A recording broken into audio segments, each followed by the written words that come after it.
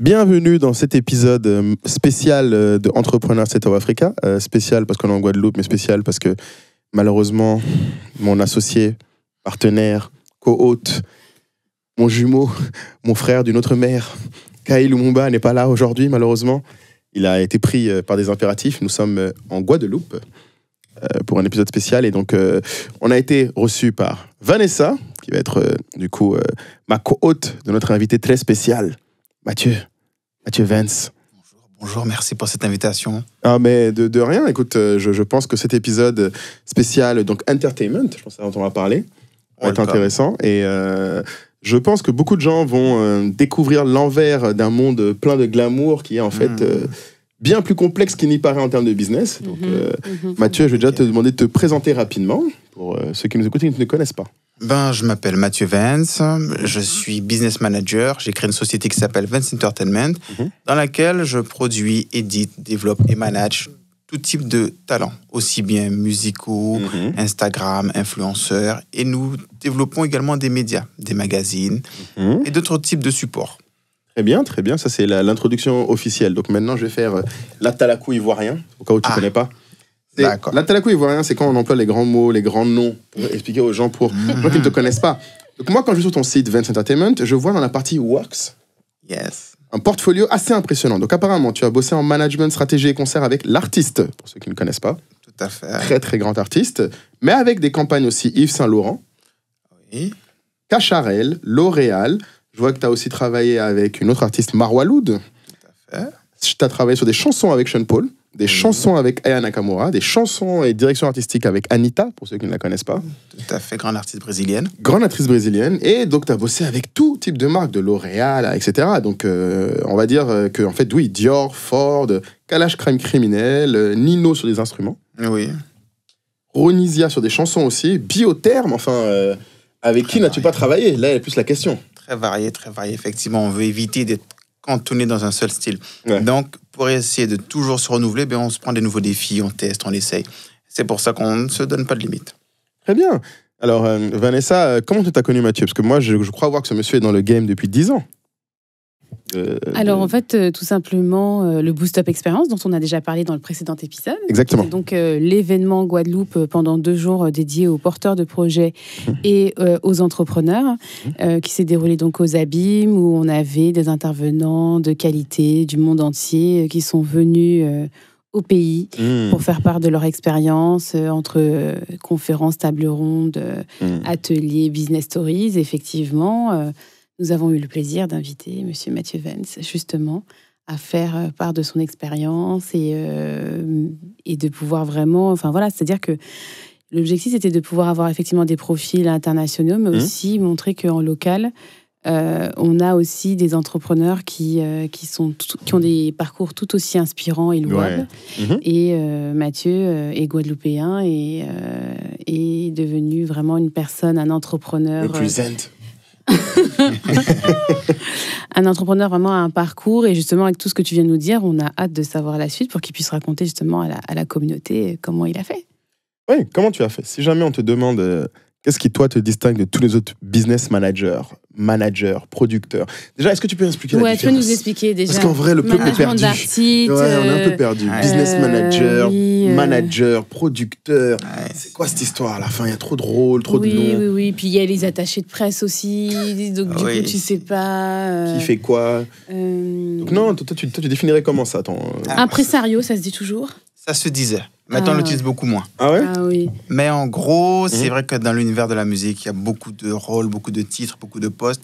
C'est un peu comme un pilote d'avion. Allez, une métaphore, c'est parti. Il fait beaucoup de belles métaphores. Oui. Soyez prêts, il est très fort en métaphore. Un pilote d'avion, pour qu'il soit dans les airs, il faut 50 personnes au sol. Voilà. Donc, on a besoin des bagagistes, on a besoin des gens sur la piste, on a besoin des gens au comptoir, on a besoin des gens qui... C'est tout un univers. Donc, on voit les artistes, mais on ne se rend pas compte qu'en fait, derrière les artistes, il y a 50 personnes derrière. Et parmi ces 50 personnes, il y a le producteur, il y a l'éditeur, il y a l'attaché de presse, il y a le community manager, il y a plein de rôles. Exactement. Et donc, le business manager, c'est de coordonner l'ensemble de toutes ces personnes qui sont autour de la vie d'un artiste. Chef de projet de haut vol, quoi. Ouais, pire, parce que j'ai l'impression que ce que tu disais, c'est que c'est pas juste la musique que du coup que tu gères. Tu gères aussi leur campagne publicitaires, toutes leurs sources de revenus. Donc, ça va du concert. Tu as fait des concerts, tu m'as dit? Tout à fait. En gros, business manager, c'est un ensemble. C'est créer l'écosystème qui va permettre à l'artiste d'être meilleur. Donc, des fois, ça peut aller jusqu'à s'assurer que ses chaussettes soient propres, qu'il ait son paquet de cigarettes. Ses chaussettes soient propres, il a dit. Ah oui. Il y a des fois j'ai certains artistes, par exemple, quand j'étais aux États-Unis, DMX, lui, quand il allait faire un showcase, il voulait absolument un fauteuil rouge. Si tu lui donnais pas un fauteuil rouge, sur son rider, c'était marqué fauteuil rouge, s'il arrivait dans le showcase. Déjà, est-ce que tu peux expliquer au reste du monde c'est quoi un rider? Parce que moi, je connais le concept du rider, qui est donc l'incarnation de l'aspect diva des artistes. Tout à fait. Le rider, c'est un artiste, il vient, il se pose, il te dit, donc moi, si je dois faire un concert ou quoi que ce soit, j'ai besoin de bouteilles d'eau, j'ai besoin de whisky. De telle marque de bouteilles d'eau, de tel goût, de tel... Vraiment, la précision, des fois, peut-être diabolique. Et donc, certaines fois, ils ont ça et après, on l'envoie ensuite au club ou à la personne qui va faire le concert. Ouais. Et si tout ce qui est dessus n'est pas validé, l'artiste peut dire j'avais demandé des bouteilles d'eau Matouba, c'est pas la marque que j'ai demandé. Allez, suivant. Je pense que c'est un métier aussi qui a été créé parce que, au début, je sais pas, dans les années 50, dans les années 70, on faisait juste des tournées et puis c'est tout, quoi. Il n'y avait pas à développer, de se dire, voilà, l'artiste va lancer une marque de tequila, va lancer une marque de cosmétiques, doit aller là, doit se faire... Donc aujourd'hui, c'est tout... Et surtout, c'est que la carrière d'un artiste ne se joue pas uniquement sur les ondes radio, etc. Ça se joue aussi sur les réseaux sociaux aujourd'hui. Parfois, ça peut être la communauté sur les réseaux sociaux qui fait monter aussi l'artiste. Il suffit qu'il y ait une chanson qui soit un peu TikTokable ou quoi, et c'est le buzz assuré. Et voilà, donc aujourd'hui, je pense qu'effectivement, le territoire d'expression d'un artiste est bien plus large qu'il y a des décennies. Et donc, du coup, ce qui fait que ton métier aujourd'hui existe et d'une complexité grandissante. Voilà.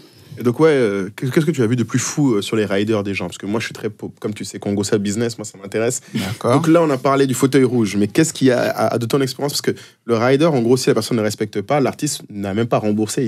Il part avec l'argent. Ah non, mais oui, ça fait partie du contrat. C'est ça le point. Parce que je pense que c'est ce qui est violent pour un organisateur, c'est que si tu te foires sur le rider, tu peux perdre l'argent et l'artiste. Ah oui. C'est beau.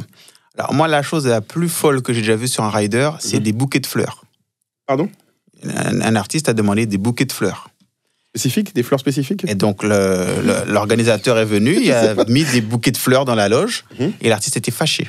Pourquoi? La personne, il demandait, qu'est-ce qui se passe? Pourquoi il est fâché? Parce qu'en fait, le rider, quand il avait dit bouquet de fleurs, ça voulait dire de l'herbe, pour fumer tranquillement. Oh. Mais ça ne peut pas s'écrire sur un rider. Ça ne peut pas s'écrire. Donc, il a mis bouquet de fleurs. Mais le mec en face n'avait pas compris le code. Personne il y a un code.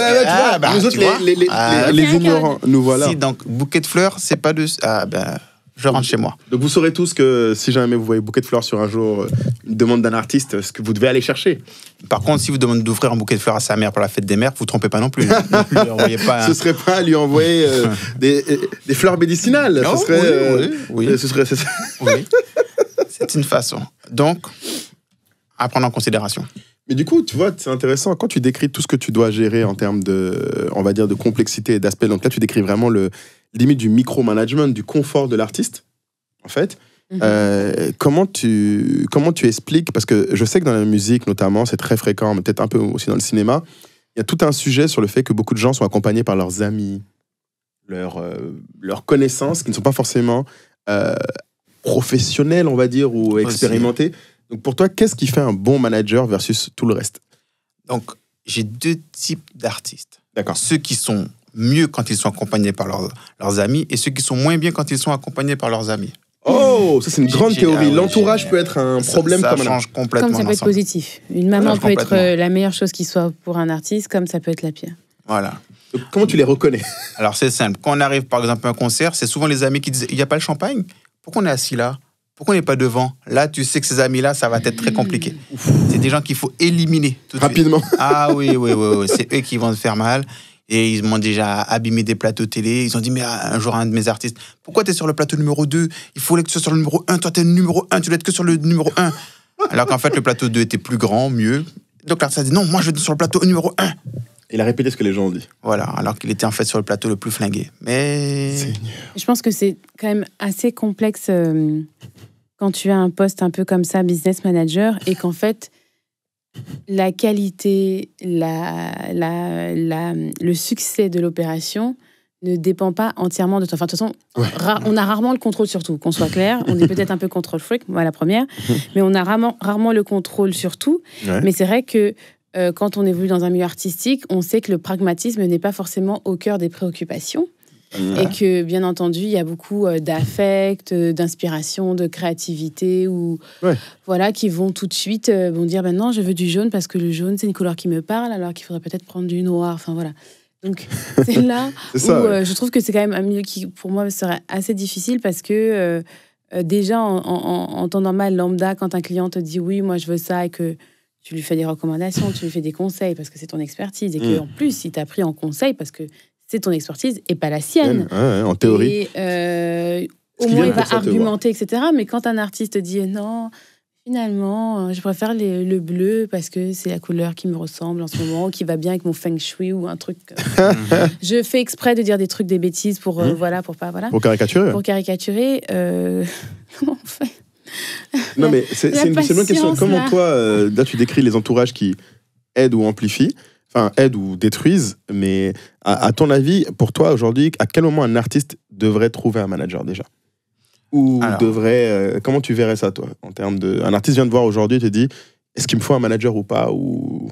Alors, par exemple, je travaillais un moment avec Christophe Maé. Christophe Maé... Tu vois, il n'était pas sur la belle liste, mais on le connaît, Christophe Maé. Christophe Maé, lui, il a commencé dans le métro.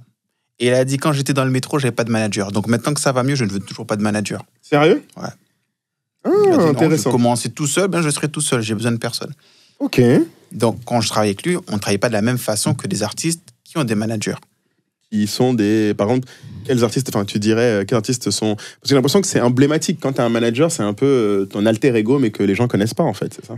Il y a différents types de managers. Préserver tes intérêts, c'est surtout à la base pour préserver, négocier tes intérêts, non? Ça dépend. Des fois, tu as des managers qui sont, on va dire, plus des coachs mentaux. Ils arrivent à stimuler l'artiste, le cadre et lui dire, vas-y, donne le meilleur de toi. Le mettre dans les conditions pour performer. Exactement. Donc, des fois, c'est ce type de manager qu'il a. Donc, ça peut être un manager, c'est un ami qu'il a depuis longtemps, qu'il connaît depuis petit. Voilà. Mais il ne va pas trop rentrer dans le côté business. Ensuite, des fois, tu as des managers qui, eux, vont s'occuper que des contrats. Quand c'est l'heure de négocier, ce genre de choses. Eux, ils ne vont pas rentrer dans le côté coach mental, affecté, je te fais les meilleurs contrats. Enfin, moi, je veux juste pour le contrat. Voilà. Parce que l'artiste, il disait, j'ai besoin de toi qu'à ce moment-là. D'autres, des fois, il y a des artistes qui sont très susceptibles. Donc, il y a une façon de leur parler. Donc, on leur met un manager pour que le manager puisse traduire à l'artiste ce qu'on vient de lui dire. Parler son langage. Voilà. Quand tu dis, il y a des artistes, par exemple, tu peux pas lui dire, excuse-moi, t'as pas bien chanté, est-ce que tu peux refaire? Les artistes, tu peux pas leur dire ça. Ah non, tu peux pas dire ça. Donc, tu dis au manager, est-ce qu'il peut refaire? Et le manager va dire, ils ont un problème dans leur micro, tu peux refaire s'il te plaît, c'est le mec derrière qui est pas bon. Parce que si tu dis à l'artiste, c'est toi qui n'as pas assuré, tu n'as pas bien fait, conflit diplomatique. Donc, des fois, le manager, c'est un traducteur, c'est un décodeur. Ça permet justement de faire en sorte que tout se passe bien. Mais c'est un métier, ça. Hein, c'est un métier de faire ça. Hein. Et ce qui est terrible, c'est que ce que tu décris, il n'y a pas d'école pour ça, je pense. Ah non, l'école, c'est le terrain. C'est ça. C'est le terrain. C'est chaque artiste. Pour avoir le savoir-être nécessaire pour ça. Et donc, ça veut dire qu'un bon manager n'est pas forcément un bon manager pour tous les artistes. Tout à fait. Ah, mon ami. Tu vois. Et des fois, un bon manager, des fois, il vaut mieux qu'il soit dictateur avec certains artistes. Et d'autres fois, il ne faut surtout pas être dictateur. Il faut être plutôt démocratique. D'autres fois, il faut être un tyran. Ça dépend de chaque personne. Des fois, sur certains sujets, tu dois l'être. Sur d'autres, tu ne dois surtout pas l'être. Ça dépend. Mais du coup, qu'est-ce qui fait pour toi un bon manager? Si on devait situer toi, par exemple, tu te dirais aujourd'hui, ça fait plus de 10 ans que tu fais ça. Tu as bossé avec des noms incroyables. Si on devait attribuer pour toi une qualité ou une façon que tu as de travailler, tu dirais c'est quoi qui te distingue de tous les autres managers? Qui me distingue des autres, je ne sais pas, je ne les connais pas suffisamment, mais la chose sur laquelle moi je travaille personnellement, c'est l'écoute. Mais l'écoute, ça ne veut pas dire écouter, c'est trop facile. L'écoute, ça veut dire qu'est-ce que la personne est en train de dire derrière les mots. Derrière les mots, ok. Ah oui, c'est plus compliqué. C'est plus compliqué. La perception des choses, c'est ce qui est le plus compliqué. Quand un artiste va te dire « Ah non, aujourd'hui, je me sens pas trop pour faire ça parce que je suis pas bien », en fait, c'est pas parce qu'il est pas bien, c'est peut-être parce qu'il a le trac. Donc, je dois comprendre qu'en fait, il a peur. Comment le rassurer? Sérieux? Il faut comprendre derrière les choses ce qui est dit. C'est ce qui est plus compliqué. Donc, comme dans l'exemple que tu dis « Oui, je préfère le bleu, mon feng shui », ben, en fait, des fois, c'est pas ce qu'il est en train de dire. C'est autre chose qu'il veut dire. Là, il se cache derrière ça pour dire que... Donc, toi, tu viens, tu lui ramènes le bleu, tout ce qu'il a demandé. Ça va toujours pas. Ça va toujours pas. Seigneur Marie-Joseph. C'est là que ça devient compliqué. Tu te dis, mais comment régler un problème que même l'artiste, des fois, n'identifie pas. Même l'artiste ne sait pas qu'il a ce problème-là. Mais alors que c'est des gens que tu connais pas forcément depuis leur enfance, par exemple, toi. Du coup. Exact. C'est des ressources humaines. Enfin, c'est très clairement le boulot d'un RH. Même les RH, ils peuvent faire ça. Hein. J'ai vu beaucoup de RH. Même un manager. Mais même le manager. Ce que tu rencontres comme problématique, j'ai l'impression que globalement, quand on est chef d'entreprise, c'est pareil. Il faut décoder si tes salariés se sentent bien ou pas dans la boîte. Alors, c'est quand même différent. Des fois. Moi, je vois des exemples où des fois, la personne te dit rien, te dit tous les jours oui, ça va. Tu demandes est-ce que ça va, est-ce que t'es OK, est-ce que si. Oui. Et puis un beau matin, la personne explose, tu sais même pas pourquoi, parce que tu lui as posé la question 100 fois, elle ne t'a jamais rien dit. Certes, mais la différence, c'est que là, tu peux au moins. Je pense que la frontière est un peu plus claire sur l'objectivité du travail. Le problème, c'est que le travail qu'eux ont à faire, il te dit, le mec, il fait même pas forcément bien son travail, et toi, tu saurais même pas savoir pourquoi il fait pas bien le travail. Tu vois, normalement, un employé à qui tu donnes une tâche, à minima, tu connais la tâche, tu la contrôles. Oui, le manager, j'ai l'impression qu'il n'est pas artiste. Hein. D'ailleurs, tout à l'heure, tu me parlais, il y a peut-être des managers qui veulent être artistes. Ah oui. Ça, c'est un autre problème. Il y a des artistes, des producteurs qui veulent être artistes. Ça, c'est encore toute une autre gamme de personnes très compliquées à gérer. Qui veulent être artistes. Ah voilà. Oui, il y a des producteurs qui souhaitent être rappeurs ou artistes. Ils ont raté leur carrière et finalement, ils ont trouvé un petit dans la cité et ils décident de mettre un peu d'argent pour l'aider à se développer. Mais en fait, c'est eux qu'ils auraient aimé être eux-mêmes des rappeurs. Donc, au bout d'un moment, l'artiste fait des chansons et tout. Et un jour, le producteur dit, viens, tu fais un featuring avec moi, je chante aussi. Hop là. Tu veux pas. Ah, le mec a déjà payé la moitié de ton album, il te dit, on fait un feat ensemble. Tu peux pas dire, tonton, c'est daté. C'est compliqué ce genre de situation. Oui, ça arrive très souvent. Et tu disais que même, ça arrive des fois que les producteurs, en fait, hijackent la popularité de leurs artistes. Ah oui, j'ai déjà vu des producteurs. Un jour, une radio voulait travailler avec un artiste et ils sont allés voir le producteur. Et le producteur a dit, mais pourquoi vous voulez de mon artiste? Comme vous voulez faire qu'il fasse quoi? Chroniqueur dans votre radio? Je suis meilleur que lui. Ne le prenez pas, prenez-moi. Ils ont dit, non, mais on veut votre artiste. Mais vous n'avez pas besoin de mon artiste, prenez-moi. Tu t'imagines? Ah ouais. Et là, ça, t'as pas ça avec tes employés. Hein. Tu vas pas hijacker tes employés. Quoique. Non, mais tu veux prendre le poste de ton employé. Tu t'imagines, toi, lui, ce qu'il est en train de dire, c'est qu'il veut prendre l'opportunité pour laquelle il est payé. Il est payé quand la personne fait l'opportunité. Hein. Mais il veut, personnellement, c'est ça, c'est la gloire. Parce qu'eux, il y a une rémunération qui est haute, qui est le fame. Qui est le fame. Et c'est ça qui, je pense, rend... Je pense que ça arrive à beaucoup de gens. Hein. Même les personnes qui ont pas réussi à faire une carrière, mais qui sont très bons en termes de... qui sont très bons paroliers ou qui sont... et qui ont toujours des regrets. Après, je pense que chacun a une opportunité. Enfin, je pense que c'est un secteur qui est difficile parce que quand on parlait d'étoiles filantes, c'était pas pour rien, c'est que tu as une fois l'opportunité de fonctionner. Les comebacks, il y en a, mais pour moi, ce sont des règles qui confirment la généralité. Faire un comeback après 10, 20 ans, 30 ans et tout, il y en a eu combien en hexagone? Je sais pas, mais très peu. Très peu, c'est vrai. Il y en a peut-être plus eu aux États-Unis, mais...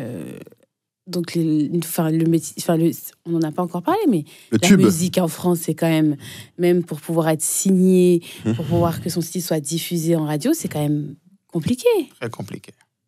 Encore moins si on n'a pas la bonne couleur de peau. Voilà. C'est une équation très complexe.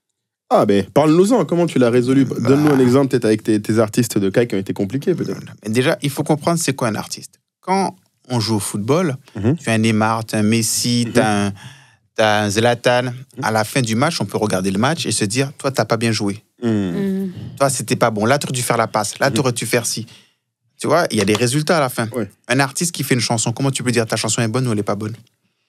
Ah oui. Ça dépend de tellement de paramètres. Des fois, la chanson était bonne, le clip était bon, c'était le bon moment, mais ça n'a pas pris et on ne sait même pas pourquoi. Donc ça fait qu'un artiste, c'est difficile pour lui de se remettre en question. Parce qu'il ne peut pas dire, c'est ma chanson qui est nulle, c'est moi qui suis nul, je n'ai pas bien fait la chose. Qu'est-ce qu'il ne fait pas?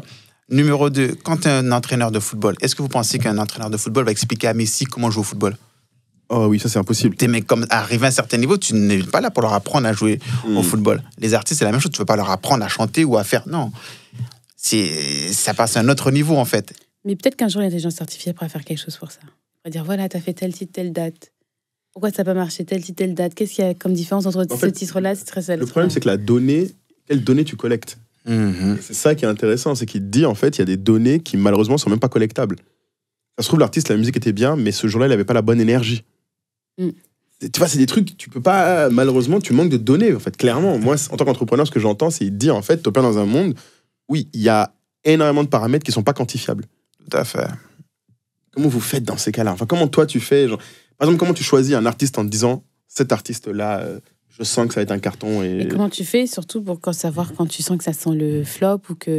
Ou le airball, exactement. Comment tu fais ça Et pour illustrer ce que vous dites, souvent il y a des chansons qui n'ont pas marché et 2 ans plus tard sur TikTok, ils explosent. Oui, exact. Ben oui, le CK là, que j'entends partout ici, là, Emiliana, sa chanson, il l'a sortie des années avant. Oui. Il a suffi que 2 sœurs là, fassent une danse dessus. Et là, carton mondial, le gars, sa carrière a changé. On voit souvent. Après, je pense qu'il y a un regain sur TikTok de son old school où on va chercher de piocher dans un son qui disait une petite phrase ou 2-3 phrases sympas. Voilà, ou juste, comme tu dis, des fois, c'est juste qu'ils prennent une partie de la chanson. Exact. Qui là devient, c'est juste un bruit que la personne fait, qui modifie. Mais comment toi tu reconnais? Aujourd'hui, comment toi t'opères en tant qu'entrepreneur là-dedans? Parce qu'en fait, toi, c'est un peu comme si, bon, je vais être un peu méchant, mais c'est comme si c'est des produits dans lesquels tu investis un artiste. C'est ça. Comment tu choisis le bon produit? Est-ce qu'après tu choisis le bon produit et tu dois te retrouver un marché qui correspond? Ou au contraire, tu te dis, sur ce marché, il me manque un produit et je vais chercher qu'est-ce qui colle? C'est ça la complication dans la musique, c'est qu'en fait, dans la musique, personne n'attend quelqu'un.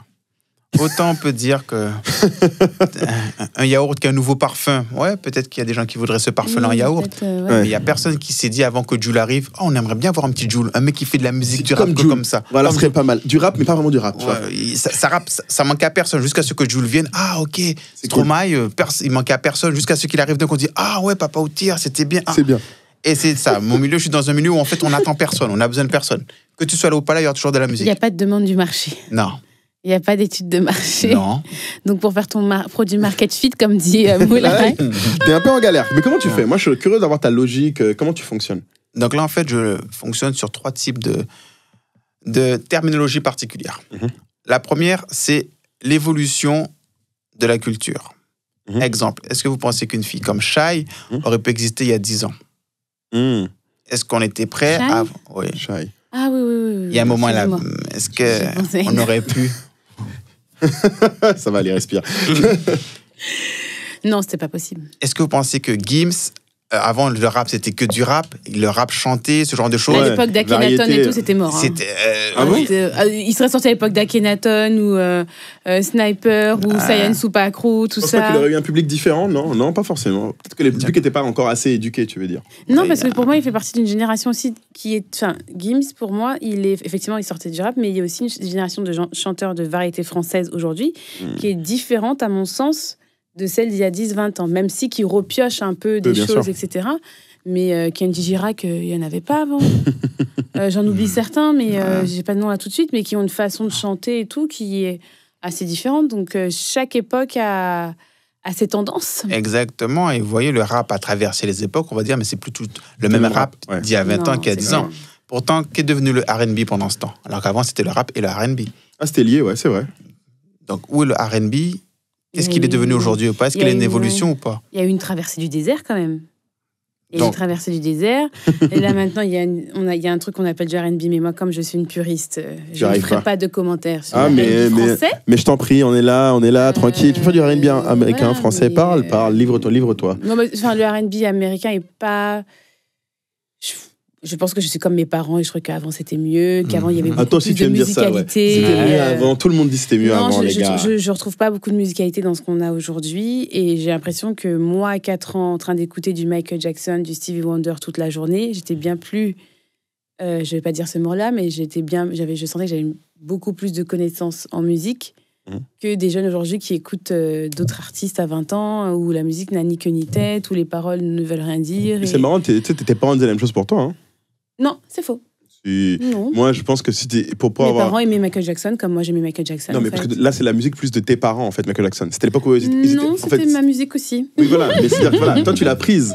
Mais si tu regardes les musiques qu'eux écoutaient, toi, t'aurais du mal à écouter forcément les mêmes musiques quand ils étaient jeunes. Là, tu compares des jeunes à des vieux. T'étais plus une jeune, madame. Ni nous, on n'est plus des jeunes. C'est-à-dire qu'en fait, le gros sujet que lui, il évoque, c'est que les tendances, ça peut passer les générations, mais à un moment, il y a bien des tendances profondes d'une génération qui arrivent. Tu vois, et je pense que musicalement, on peut pas dire... Tu vois, mes amis qui me disent c'est toujours mieux avant, je leur dis mais qu'est-ce que vous écoutez d'aujourd'hui? Combien de musiques vous écoutez en nombre qui sont récentes versus le nombre de musiques que vous écoutez qui sont passées? Les gens ont tendance à écouter ce qui leur est familier. Donc la découverte de la musique aujourd'hui, c'est beaucoup plus rare parce qu'il y en a plus. Avant, je me souviens, ma mère me disait, mais parce que ma mère est prof de musique, petite histoire. Et elle dit souvent aux gens, vous savez qu'avant la musique, c'était pas comme ça, c'était pas on demand. Avant, tu devais aller à un concert, tu écoutais de la musique. Tu ne vas pas te lever comme ça. Oui. Quand il y a eu la radio, c'était si ça passe maintenant, ça passe maintenant. Et au début, tu ne pouvais pas enregistrer. Donc, si tu veux, il y avait une notion de rareté et Exactement. de respect de ce que c'était, justement, qu'on n'a plus aujourd'hui. Ça, c'est sûr, maintenant, on la consomme. Enfin, de toute façon, on est dans une société un peu surconso. surconso, poubelle, on prend, on jette, on prend, on jette, on prend, on jette, on prend, on jette. Donc, je peux entendre que la qualité, effectivement, est moins prime moins, mais je pense qu'il y en a toujours. C'est juste qu'elle est plus maintenant diffuse, parce qu'il faut aller la chercher. Oui, ça c'est sûr, c'est qu'il y a encore des bons artistes qui font de la bonne musique. Je ne dis pas le contraire, mais je dis simplement que quand on écoute La majorité. le top, les billboards et compagnie, ce qu'on voit, c'est pas niveau musicalité, c'est pas, ça vole pas très haut, même en termes de chant. Enfin, il y a une époque où on appréciait entendre des chanteurs, des chanteuses qui savaient chanter. Maintenant, aujourd'hui, on te dit tu chantes faux, c'est pas grave, un vocoder ou autre chose. Voilà. Et après, on voit les gens sur scène en live, on se dit bon. Et toi, tu en penses quoi, du coup? Est-ce que tu trouves que la musique était mieux avant? En fait, j'ai envie de dire que la musique appartient à ceux qui l'écoutent. La musique appartient au public. C'est le public qui décide à la fin de la journée. Donc, s'ils sont nombreux à aimer un style de musique, c'est que c'est bon. C'est que c'est bon. C'est dur à dire, mais en fait, on est qui pour dire... Tu vois le vrai business guy. Non, mais tu vois, ça, c'est beau. Moi, je pense qu'on pousse les gens. C'est-à-dire que s'il n'y avait pas la radio, s'il n'y avait pas la télé, s'il n'y avait pas les réseaux pour pousser, pour dire ouais, pour mettre en avant tel ou tel contenu, bah, les gens écouteraient autre chose, en fait. Ben, en fait, je vais prendre le problème à l'envers. Avant, tout le monde pensait que le rock, c'était le top de la musique. Parce que c'était des vrais musicos, c'était des live bands, c'était quelque chose de top. À tel point que la radio numéro 1 du rock s'appelait comment? Je sais pas. Non, Skyrock. Skyrock, ouais. C'est pour ça que ça s'appelait Skyrock. C'est le ciel. Aujourd'hui, Skyrock, c'est la première chaîne de rap. Oh oui, c'est vrai que c'était le rock à la base, Skyrock. Parce qu'ils se sont rendus compte que le rock était en train de mourir, que le nouveau public demandait du rap, et maintenant Skyrock est devenu numéro 1 du rap. Ah. Ils ont accepté l'évolution que le public a demandé. Comme beaucoup de chaînes, avant j'imagine. Skyrock, il y avait des radios de disco, de funk. Ils sont plus là non plus. Donc en fait, oui, la musique, c'est comme tu dis, il y a quand même une notion de, oui, les trends, si tu les suis pas, t'es mort. Et oui. Donc ça, c'est ton premier critère. T'en avais 3, t'avais dit. Donc ça fait que même si toi, t'as envie de dire non, je veux faire de la bonne musique, je vais éduquer le peuple à faire de la bonne musique. Ah, ma man. Ah, tu prends quelque chose de très compliqué. Non, ouais, tu prends un travail c'est un combat. à bras-le-corps. Voilà. Donc toi, tu essaies de suivre les trends déjà. Ça, c'était le premier critère. Tu dis. Donc, choisir un effectivement, artiste. il y a des tendances qui sont en train de se développer. Le public aime de plus en plus certains types de musique. Il ne faut pas venir dire non, vous avez tort, public, on ne va pas vous donner ce que vous aimez. Amen. Non, il faut donner ce qu'on veut. Enfin, faut donner au public ce qu'il veut. Tu vois, si on leur comme donne quoi, il y a pas un marché. si on leur donne pas ce qu'ils veulent, Oui, bien sûr. si on leur donne pas ce qu'ils veulent, ils vont dire je te mets de côté. Simple. Tu me donnes pas la musique que je veux voir quelqu'un d'autre qui me le donne. Simple. Donc, il y a déjà cette première partie qui est super importante. Deuxièmement, est-ce que vous pensez que les gens écoutent la musique ou regardent un artiste? Quand ils regardent PNL, ils aiment la musique ou ils aiment l'attitude des mecs qui sont... que l'on voit. C'est difficile de séparer les deux. Hein. Et moi, comme je suis has-been en termes de musique, je ne vais pas pouvoir répondre à ces genres de choses. Eh ben, je vais te poser la question autrement. Ouais.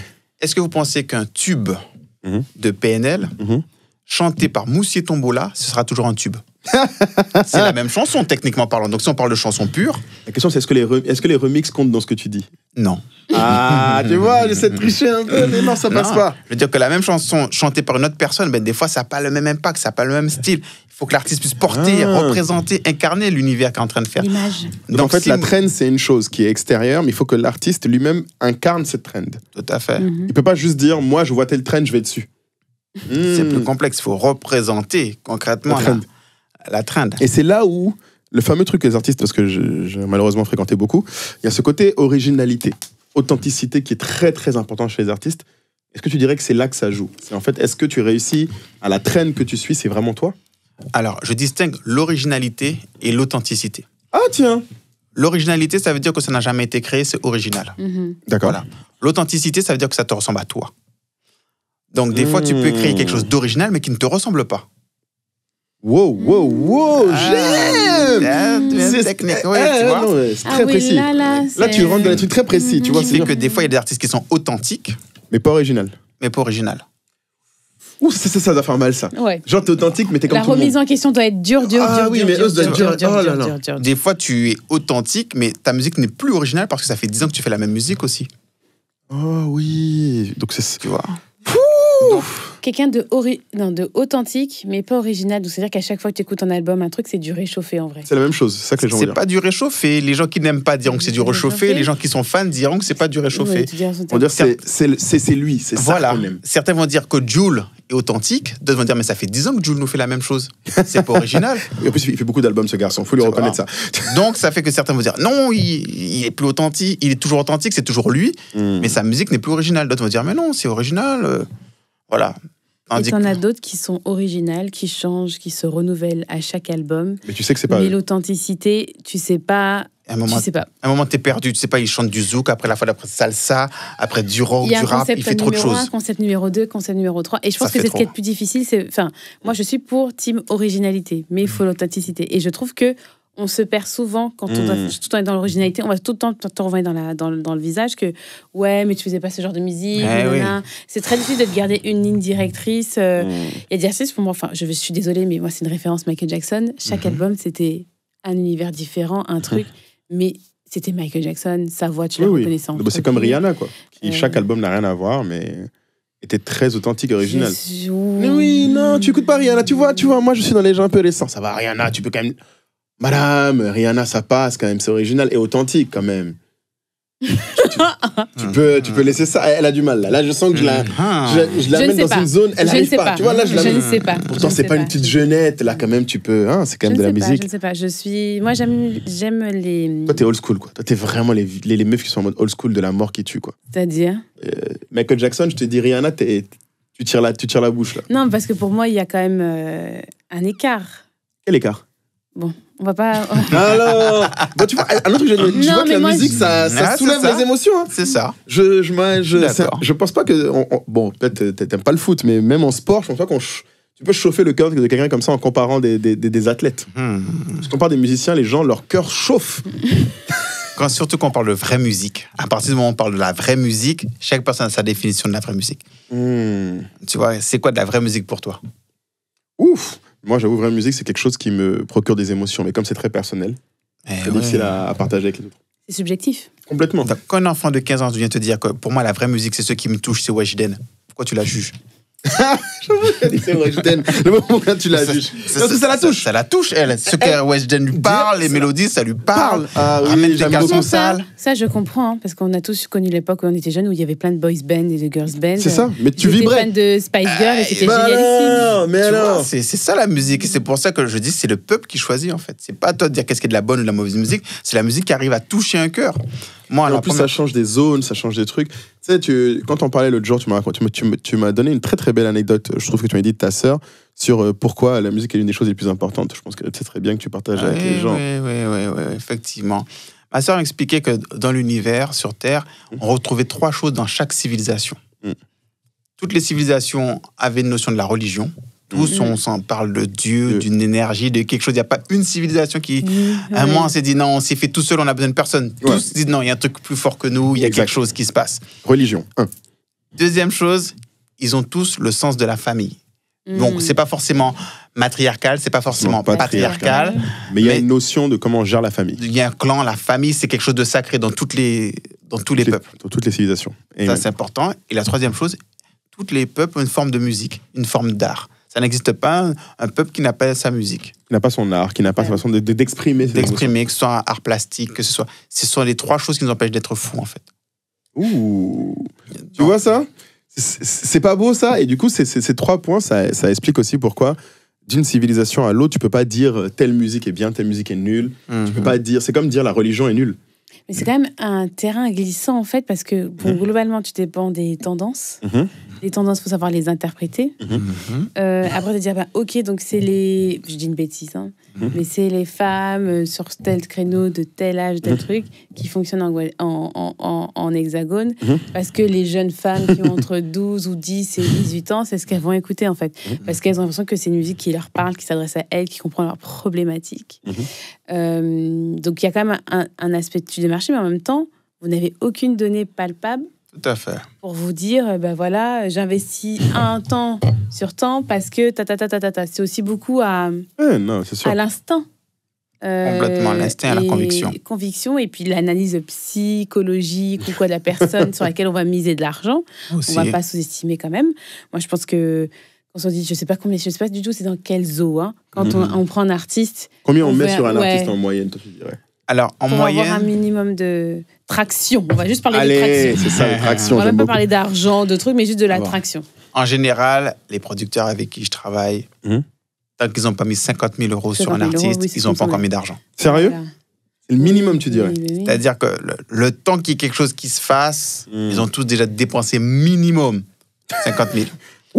Donc tout le monde n'est pas producteur comme ça. On se plaint de monter des entreprises, de mettre un 10, 20 000 en démarrage. Je te jure. Mais non. Non, c'est pas un business facile. Hein, en Non, plus, c'est donc, vraiment pas un business facile. Hein. Et le problème pour eux, c'est que quand tu mets cet argent-là, il faut savoir que tu es une femme, tu as des enfants, on part en vacances. Non, tu vois le petit qui est là-bas, j'ai mis de l'argent pour son clip, pour son truc. Oh, j'avoue, en plus, ça paraît futile. J'ai pas de vacances parce qu'il y a ce gars-là, mais il faut que tu rappes bien, il faut que tu me fasses gagner de l'argent vite. Et le petit, il est jeune star, il veut être beau alors qu'il ramène pas d'argent. Donc, il y a aussi cette notion de tu investis sur une personne, en fait. Tu paries sur une personne qui peut à tout moment péter un câble, te lâcher. C'est marrant, tu parles comme un investisseur de start-up. Mais oui. Il parle comme ça, eux aussi. Sauf que lui, la difficulté, c'est que la donnée. Ouais, la donnée. C'est ça le truc, c'est que tu t'appuies sur ton expérience à toi, sur ton instinct. Je sais pas, par exemple, tu regardes les nombres de followers de quelqu'un, c'est un indicateur pour toi de si la personne. Non. Là, vraiment, le premier indicateur pour moi, c'est la mentalité de l'artiste. Plus que son nombre d'écoutes sur Spotify, Avant, plus son nombre de un gars qui a plein de vidéos YouTube, c'est pas plein de vues YouTube. Un gars qui a plein de vidéos YouTube, c'est bien. Mais qu'est-ce qui me fait pas dire que demain il va arrêter? Ah oui, parce que ça, c'est ça. la fameuse question, c'est que peu importe qui tu prends, la personne peut arrêter du jour au lendemain. Pas le forcer, quoi. Donc voilà, ça qu'il y a des contrats qui sont faits sur plusieurs années. Enfin, quand on sent qu'on a la poule aux œufs d'or, on dit t'es chez nous pour faire 5 contrats. Et après ça, je crois que je dis ça parce que ça me fait penser. Je crois que Alicia Keys avait un contrat de plusieurs albums à faire. Elle en est sortie là, dans son dernier album. Et je me dis, mais c'était énorme. Je crois qu'elle devait faire au moins 5 ou 7 albums. Ouais, depuis le temps, purée. Donc, c'est pas pour une grosse maison, pour Sony Music ou enfin voilà. Il faut savoir que des fois, tu signes un artiste et il ne ramène pas d'argent avant 10 ans. Pardon? Ah oui, les artistes, l'ancienne génération, les sections d'assaut et tout, ça a pris du temps. Avant d'être rentable, on parle d'années. On parle d'années, pas 10 ans pour eux, mais on parle de, je crois, 4-5 ans. Mais c'est-à-dire que quand ils faisaient des concerts, les Bercy, etc., c'était pas rentable. Non. Au moment avant qu'ils arrivent au Bercy, ils faisaient d'abord des mixtapes, Oui. des trucs bizarres, des choses. Il y avait un mec qui payait, tu vois. À ce moment-là, c'est pas rentable, mais il faut faire les clips, il faut faire les. Le Dawala, ouais, il donnait de l'argent sur tout ça, parce que tu disais même, je pense que sur ces choses-là, en plus, c'est pas forcément tout de suite enfin, même quand ça marche, c'est pas forcément la musique qui rapporte le plus. Non, des fois tu crées une économie, c'est peut-être les t-shirts qui vont te ramener le plus. Ouais, tu m'avais dit ça, avec, sur des cas comme Watibé, ça peut être même plus de cas. Mais je pense que c'est même global au milieu artistique, parce que par exemple, moi qui travaille dans le secteur de la mode et du luxe, pendant des années, on va dire avant les années 2010, tout ça, vraiment avant, donc tu as des grandes maisons, je ne sais pas trop si c'est une marque, etc., mais elles te font des défilés haute couture. La haute couture leur rapporte zéro. C'est juste pour l'image. C'est pour l'image. Le prêt-à-porter un peu, mais ce qui leur apportait, c'était le parfum emblématique de la maison. Le parfum, j'adore. Et le truc en plus qui est vraiment reproductible au possible. Oui. Et les cosmétiques maintenant, parce que c'est vraiment, voilà, mais globalement... donc c'est là où ils font du profit. C'est là où ils font du profit, c'est sur les cosmétiques, la maroquinerie. Mais c'est principalement les cosmétiques, parfums. Et il y a beaucoup de marques qui vivent sur le fait des ventes qu'ils font sur la partie cosmétique et parfums et maroquinerie. Chez les producteurs, on va dire que notre haut du podium qui ne ramène pas d'argent, mais qui permet de développer le reste du business, c'est de faire des clips. Combien le ça clip coûte ramène pas l'argent, alors que c'est ça qu'il y a le plus de coûts. Non, c'est un élément de... plus de coûts. Le clip, c'est le plus de coûts. Oui, mais c'est un support de communication avec un objectif de visibilité. Comme les défilés. Comme les défilés, exactement. Et c'est vrai qu'on confond un peu beaucoup de choses aussi en communication entre visibilité, notoriété et génération de chiffre d'affaires. C'est trois choses différentes. Complètement. Et là, c'est un très bel exemple. Donc, pour ceux qui ne connaissent pas, tu dirais visibilité, c'est donc quoi, c'est le démarrage. Les démarrages, c'est les défilés, les clips, c'est la visibilité. C'est ça. Tu me disais que c'est pas toutes les chaînes en plus où tu gagnes de l'argent parce que ton clip est sur la chaîne. Ah oui. C'est encore un autre débat. C'est un autre débat encore. Déjà, quand ton clip arrive sur une télé, déjà, t'es super content. Oui. Ah ouais? Parce qu'il faut savoir qu'il y a à peu près 3000 clips par jour sur YouTube. 3000 clips par jour sur YouTube. Il faut savoir qu'en télé, en général, sur les chaînes musicales, c'est en moyenne... C'est une playlist de... 25 titres. Ouais. Seulement? Oui. Qui tourne en boucle, là? Oui.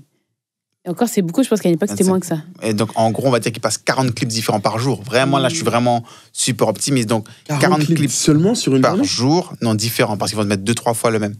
Oui, c'est vrai que t'as un moment, t'as l'impression qu'ils te harcèlent. Moi, Ouais, quand je regarde avec ma mère, notamment Trace, je citais personne, mais tranquille, ma mère, quand on regarde, des fois, on a l'impression que c'est du matraquage. Il y a des sons. En fait, tu peux faire, quand je vais déjeuner chez elle, sur le déjeuner, il y a un son qui passe 3 fois. C'est ça. Et donc, ces sons-là sont sur la playlist. Ça veut dire qu'ils passent régulièrement. Donc, déjà... Pourquoi ceux-là et pas... Je comprends pas. Pourquoi ceux-là, pas les autres? Je dirais que c'est... Et c'est là que ça devient compliqué, parce que... Alors, Trace, ils doivent sortir... Ils font des clips. OK, ils doivent poster des clips sur leur chaîne. Gims vient de sortir un clip. On est Trace Africa, on est obligé de mettre Gims. C'est le minimum. C'est le minimum syndical. D'accord. On doit mettre Gims. Dadju a sorti aussi son titre. Faut mettre dedans quand même. On peut pas on peut mettre son frérot, attends. D'accord. Taïk. Tu peux pas faire Trace Africa. Il faut mettre Taïk, par contre. Obligé de mettre Taïk. D'accord, c'est déjà... Ça t'aime bien. Là, j'ai senti un petit moment de kiffance. Là. Oui, je vais pas mentir, il y a des chansons que j'aime bien. Voilà, c'est bien. Tu vois? Donc, déjà, quand on met les confirmés, tu vois, ils vont mettre Niska, ils vont mettre tous les mecs qui existent déjà. Donc, sur la liste de 20 à 24, il y en a déjà 18 qui sont obligés de mettre. Oui. Je trouve ça dommage. C'est pour ça que j'ai arrêté de regarder les chaînes de clips. C'est qu'on te propose la même chose, alors que la musique est tellement vaste. Surtout dans les années précédentes. Le risque est important pour eux parce qu'ils font du revenu sur la pub. Il faut que c'est sûr que tu sois là. S'ils te mettent des chansons qu'à un moment t'aimes pas, eh ben, tu t'en vas. Tu t'en vas. Et tu vas regarder sur YouTube. Eux, ils ont un biz qui est assez simple. Hein. Les médias, aujourd'hui, leur pire ennemi, c'est YouTube. YouTube et Internet, quoi. YouTube, c'est le clip que tu veux, au moment que tu veux, autant de fois que tu veux. Et puis l'algorithme propose des trucs sympas, des fois. Oui. Très souvent. C'est ce qui est d'ailleurs plus dangereux, c'est que la programmation, pour le coup, YouTube, je défie n'importe quelle télé d'avoir une programmation de découverte aussi élevée. Hein. Parce qu'ils n'ont pas les datas que les autres ont. Eux, ils n'ont pas de data, pour le coup. Tu regardes. Exact. Ils ont leur vieux audiométrie et audience qui est fait sur un échantillon de 1000 personnes et puis c'est terminé. Hein. C'est tout. Ils n'ont pas de feedback instantané, tandis que TikTok et YouTube peuvent ajuster le tir immédiatement. Mais c'est pour ça que TikTok est encore plus... Non, TikTok, c'est le feu. Mais c'est quelque chose qui... Je pense qu'au-delà de... Enfin, je pense que... c'est une question qu'on devrait lui poser, je pense. C'est que tu as dû voir l'évolution du secteur de la musique. Oui. Et comment Internet a phagocyté énormément de choses. Et comment ça va être encore le cas dans les jours. Hein, parce que pour moi, ça se compte en jours. Et en semaine à venir. Où on va se retrouver à acheter une chanson de The Weeknd interprétée par Michael Jackson. Ou, avec l'IA, etc. Avec l'intelligence artificielle, tu vas avoir bientôt ça, ouais. Là, comment on va faire en termes de tendance? Très clairement, c'est... C'est compliqué. Ouais, je sais que mon métier me donne déjà un peu mal à la tête quand je pense à l'intelligence artificielle, mais la musique où... Tu peux créer encore plus artificiellement avec les tendances, enfin avec les datas que tu as. Tu dirais que c'est quelque chose qui te rassure, te fait plaisir, te fait peur. Alors, pourquoi j'ai pas peur de l'intelligence artificielle? Parce que, techniquement parlant, l'intelligence artificielle ne peut qu'interpréter. Elle ne peut pas créer. Oui. Ce qu'elle va faire, c'est ajouter... mixer des choses qui existent déjà. Et tu vois, l'algorithme ne sait pas quand est-ce qu'il faut rajouter un instrument en plus ou en moins. Il ne sait pas là, tu dois... L'intelligence artificielle, tu lui donnes toute la base d'une plateforme de streaming musical qu'on écoute tous sur nos téléphones.